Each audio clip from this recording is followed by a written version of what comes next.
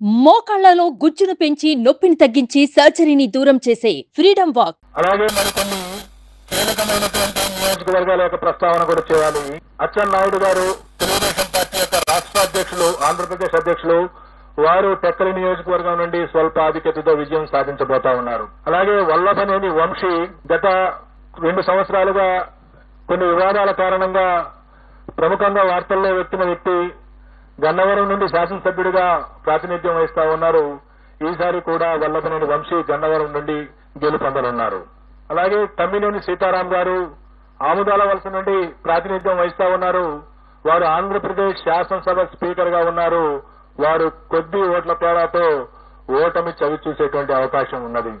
అలాగే రఘురామకృష్ణరాజు గారు, కనుమూరి రఘురామకృష్ణరాజు గారు ప్రస్తుతం నర్సాపురం నుండి ఎంపీగా ఉంటూ ఇటీవల తెలుగుదేశం పార్టీలో చేరి ఉండి నుండి శాసనసభకు పోటీ చేయడం జరిగింది. వారు ఉండి నుండి గెలుపొందబోతా ఉన్నారు. అలాగే బూడి ముత్యాల నాయుడు గారు, వారు ప్రస్తుతం ఆంధ్రప్రదేశ్ ఉప ముఖ్యమంత్రిగా ఉన్నారు. వారు అనకాపల్లి నుండి, గతంలో వారు మాడుగుల నుండి శాసనసభ్యులుగా ఉన్నారు. ఈ ఎన్నికల్లో అనకాపల్లి నుండి పార్లమెంటు సభ్యులుగా పోటీ చేస్తున్నారు. వారు భారతీయ జనతా పార్టీ అభ్యర్థి సీఎం రమేష్ చేతిలో ఓటమి చవిచూడనున్నారు. అలాగే వైఎస్ఆర్ కాంగ్రెస్ పార్టీ యొక్క ముఖ్య నాయకులు శ్రీ విజయసాయి రెడ్డి గారు, వారు నెల్లూరు పార్లమెంటు నుండి పోటీ చేయడం జరిగింది. వారు నెల్లూరు పార్లమెంటు నుండి ఓటమి చవిచూడబోతా ఉన్నారు.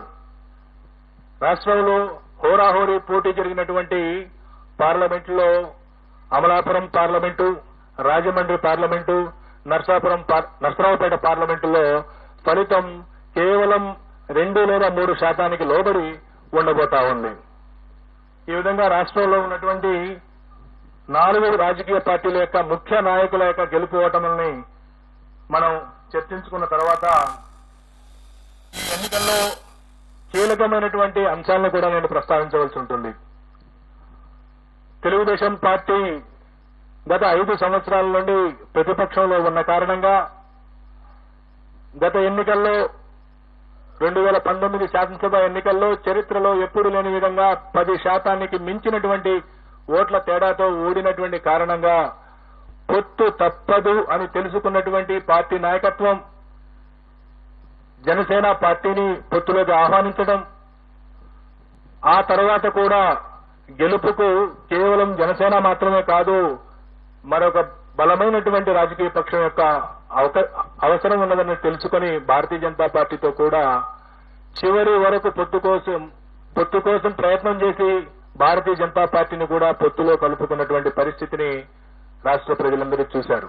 ఒకవైపు ఈ రాష్ట్ర ముఖ్యమంత్రి వైఎస్ఆర్ కాంగ్రెస్ పార్టీ అధ్యక్షుడు వైఎస్ జగన్మోహన్ రెడ్డి సంక్రాంతి నాటికే అభ్యర్థుల్ని 90% మందిని ప్రకటించేసి నియోజకవర్గాల వారీగా, జిల్లాల వారీగా, ప్రాంతాల వారీగా సిద్ధం వంటి సభలను ఏర్పాటు చేసుకుని ప్రజల్లోకి పోతా ఉంటే ప్రతిపక్ష కూటమి సీట్ల సర్దుబాటు, ఆ సీట్లలో ఏ అభ్యర్థిని నిలబెట్టాలి అనేటువంటి విషయంలోనే ఆల్మోస్ట్ నామినేషన్స్ వరకు ఆగినటువంటి పరిస్థితిని మనం చూశాం.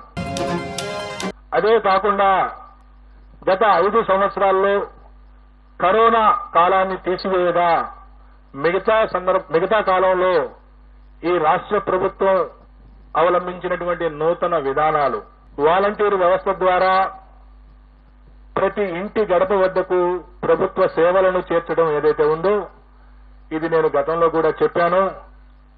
ఈసారి ఎన్నికల్లో అది కీలక పాత్ర పోషించబోతా ఉంది. 71% మంది గ్రామీణ ప్రజానీకం ఉన్నటువంటి ఆంధ్రప్రదేశ్ లో ఏ గ్రామంలోనైనా సరే ప్రభుత్వం ద్వారా ఏదైనా పథకం లబ్ధి పొందాలన్నా, ప్రభుత్వానికి సంబంధించినటువంటి ఏదైనా సంక్షేమ అభివృద్ధి కార్యక్రమం పొందాలన్నా ఆ గ్రామ స్థాయి నాయకుడి దగ్గరకో, మండల స్థాయి నాయకుడి దగ్గరకో వెళ్లాల్సినటువంటి పరిస్థితి. ఈ వాలంటీర్ వ్యవస్థ ద్వారా ఆ పరిస్థితి నుండి మార్పు తీసుకొచ్చినటువంటి వైరాన్ని ఈ రాష్ట్ర ప్రజలు అభినందించారు. ఏ ప్రభుత్వ పథకం కావాలన్నా, ఏ ప్రభుత్వానికి సంబంధించినటువంటి ప్రయోజనం జరగాలన్నా వాలంటీరే ఇంటి దగ్గరకు వచ్చి సేవలు అందించేటువంటి ఒక వినూత్న కార్యక్రమం ఈ రాష్ట్ర ప్రజల్లో ఆత్మగౌరవం పెంచింది అనడానికి ఏమాత్రం సందేహం లేదు. దానితో పాటు గతంలో ఉన్న 31 లక్షల పెన్షన్దారులను 64 లక్షలకు పెంచడం, గత ప్రభుత్వం కేవలం చివరి 2 నెలల్లో ఇచ్చినటువంటి 2,000 రూపాయలతో పోల్చుకుంటే ఈ 5 సంవత్సరాల పాటు 2,000 రూపాయల నుండి 3,000 రూపాయలకు పెన్షన్ ఇవ్వటం, దీంతో పాటు గ్రామ సచివాలయ వ్యవస్థ ద్వారా అనేక రకాల ప్రభుత్వ ప్రయోజనాలను మన గ్రామం వద్దకే తీసుకొచ్చారనేటువంటి భావన గ్రామీణ ప్రాంత ప్రజల్లో పెరగడం, వీటన్నిటికి మించి ప్రతి 2 నెలలకో 3 నెలలకో మహిళల ఖాతాల్లో ప్రభుత్వం జమ చేస్తున్నటువంటి వేలాది రూపాయలు గ్రామీణ ఆర్థిక వ్యవస్థ విషయంలో గ్రామీణ ప్రజానీకం ఆర్థికంగా వారికి వెసులుబాటు కల్పించే విషయంలో ఈ ప్రభుత్వం విజయం సాధించింది. ఈ ప్రభుత్వానికి సుమారుగా 56% మంది మహిళలు తిరిగి ఎన్నుకోవడానికి మొన్న ఓటు వేశారు. ఈ రాష్ట్రంలో ఉన్నటువంటి అన్ని వర్గాల మహిళల్లో ఎస్సీ, ఎస్టీ, బీసీ, మైనార్టీలు అనేది కాదు, ఓవరాల్ గా మహిళల్ని శాంపిల్ గా తీసుకుంటే 56% మంది మహిళలు ఈ పార్టీకి, వైఎస్ఆర్ కాంగ్రెస్ పార్టీకి ఓటు వేసినటువంటి పరిస్థితి.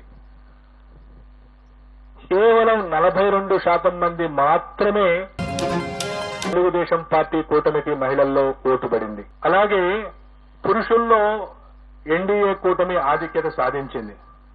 సుమారుగా మహిళల్లో 13 నుండి 14% వైఎస్ఆర్ కాంగ్రెస్ పార్టీ ఆధిక్యత సాధిస్తే, పురుషుల్లో వైఎస్ఆర్ కాంగ్రెస్ పార్టీ కేవలం 45.35% పరిమితమైంది.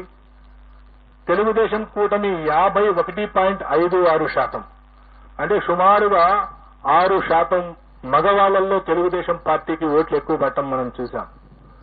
ఒకవైపు రాష్ట్రంలో మహిళల సంఖ్య ఎక్కువగా ఉండటం, మొన్న జరిగిన ఎన్నికల్లో 4,78,000 ఓట్లు, సుమారుగా 1.43% మంది మహిళలు పురుషుల కంటే అదనంగా ఓటు వేయటం, ఆ అదనంగా ఓటు వేసినటువంటి మహిళల్లో సుమారుగా 56% మంది వైఎస్ఆర్ కాంగ్రెస్ పార్టీకి ఓటు వేయడంతో పాటుగా వైఎస్ఆర్ కాంగ్రెస్ పార్టీకి వెన్నుదన్నుగా నిలిచినటువంటి ఎస్సీ, ఎస్టీ, మైనారిటీ వర్గాలతో పాటుగా ఈ గత 4 ఏళ్లుగా ఈ ప్రభుత్వం అనుసరించినటువంటి అనేక అభివృద్ధి, గ్రామీణ ప్రాంతాల్లో అభివృద్ధి, అలాగే సంక్షేమ కార్యక్రమాలు, డైరెక్ట్ బెనిఫిట్ స్కీమ్స్ కారణంగా బీసీలలో కూడా వైఎస్ఆర్ కాంగ్రెస్ పార్టీ గణనీయమైనటువంటి ఓట్లు సాధించింది.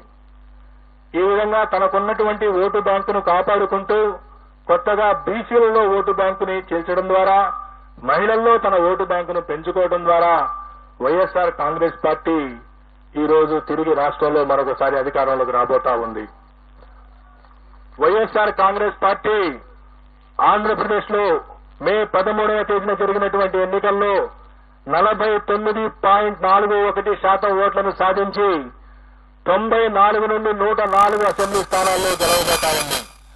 అలాగే తెలుగుదేశం పార్టీ కూటమి 47.55% ఓట్లను సాధించి కేవలం 71 నుండి 81 స్థానాలకు పరిమితం కాబోతా ఉంది.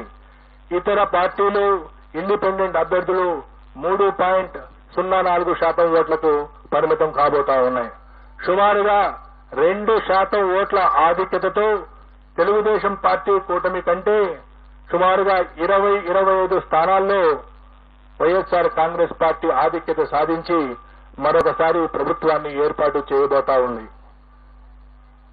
అలాగే పార్లమెంటు విషయానికొస్తే ఆంధ్రప్రదేశ్ లో ఉన్నటువంటి 25 పార్లమెంటు స్థానాల్లో 48.29% ఓట్లను సాధించి వైఎస్ఆర్ కాంగ్రెస్ పార్టీ 13 నుండి 15 పార్లమెంటు స్థానాలను గెలవబోతా ఉంది. అలాగే తెలుగుదేశం కూటమి 47.68 ఓట్ల శాతాన్ని సాధించి 10 నుండి 12 పార్లమెంటు స్థానాల్ని గెలవనున్నది. 4.03% ఓట్లు కాంగ్రెస్ పార్టీ మరియు ఇతర పార్టీలకు లభించినాయి. ఏ పార్టీ కూడా ఇంకా వేరే పార్టీలకు సీట్లు లభించేటువంటి అవకాశం లేదు. కడప పార్లమెంటు నుండి పోటీ చేసినటువంటి శ్రీమతి షర్మిల గారు అక్కడ గణనీయమైనటువంటి ఓట్లు పొందుతున్నప్పటికీ అక్కడ గెలిచే పరిస్థితి లేదు. వారికి అక్కడ డిపాజిట్ కూడా దక్కేటువంటి పరిస్థితి లేదు. ఆవిడ సుమారు 12% ఓట్లకి పరిమితం కాబోతా ఉన్నది. ఈ విధంగా కాంగ్రెస్ పార్టీ సుమారుగా 3% ఓట్లు పార్లమెంటు స్థానాల్లో చీల్చిన కారణంగా వైఎస్ఆర్ కాంగ్రెస్ పార్టీ గెలవలసినటువంటి మరో 3 స్థానాల్ని కోల్పోబోతా ఉంది. అయినప్పటికీ ఎన్డీఏ కూటమి కంటే కూడా 2-3 పార్లమెంటు స్థానాలను అధికంగా సాధించబోతా ఉంది. సుమారుగా 13 నుండి 15 స్థానాలు వైఎస్ఆర్సీపీ, 10 నుండి 12 స్థానాలు టీడీపీ కూటమి సాధించబోతా ఉంది. సో ఈ విధంగా ఆంధ్రప్రదేశ్, తెలంగాణలో జరిగినటువంటి హోరాహోరీగా జరిగినటువంటి ఎన్నికల యొక్క ఫలితాలు జూన్ 4వ తేదీన ఉండబోతా ఉన్నాయి. జూన్ 4వ తేదీన మా ఈ ఆరా సంస్థ వైపు నుండి ప్రకటించినటువంటి పోస్ట్ పోలు నిజం కావాలని, గత 16 సంవత్సరాల్లో అనేక ఎన్నికల్లో వాస్తవానికి ఫలితాలకు దగ్గరగా మా ఆరా సంస్థ ఏ విధంగా అయితే ఫలితాలను ప్రకటించిందో అదే స్థాయిలో ఈ ఫలితాలను ప్రకటిస్తున్నామని తెలియజేయడానికి గర్వపడతా ఉన్నాం. అనేక రకాల ఒత్తిళ్లు, అనేక రకాల విమర్శలు అన్ని మా ప్రొఫెషన్ లో భాగంగా ఎప్పుడు వస్తూనే ఉంటాయి. ఎప్పుడు కూడా ఎటువంటి ప్రభావాలకు లోను కాకుండా సంస్థను సంస్థగా మేము నమ్మినటువంటి వృత్తిని వృత్తిగా భావించి ఎన్నికల కంటే ముందు ఏదైనా లీకులు ఇవ్వమని ప్రకటించమని ఎన్ని రాజకీయ పార్టీలు కోరినప్పటికీ ఎక్కడా ప్రతిస్పందించకుండా, ఒక్క ఓటర్ను కూడా ప్రభావితం చేయకుండా పోలింగ్ ముగిసిన తర్వాత సుమారు 21-22 రోజుల తర్వాత మేము ఈ ఫలితాలని మీ ముందు పెడుతున్నాము. కాబట్టి ఈ ఫలితాల ద్వారా ఎవరూ కూడా ఎటువంటి ఫలితాలు వచ్చే వరకు, 4వ తేదీ ఫలితాలు వచ్చే వరకు ఆందోళన చెందవలసిన అవసరం లేదు. మరీ ముఖ్యంగా బెట్టింగులు లాంటి ప్రమాదకరమైనటువంటి వాటి జోలికి పోవద్దని చెప్పి మీడియా ద్వారా రాష్ట్ర ప్రజలందరికీ విజ్ఞప్తి చేస్తూ ముగిస్తున్నాను.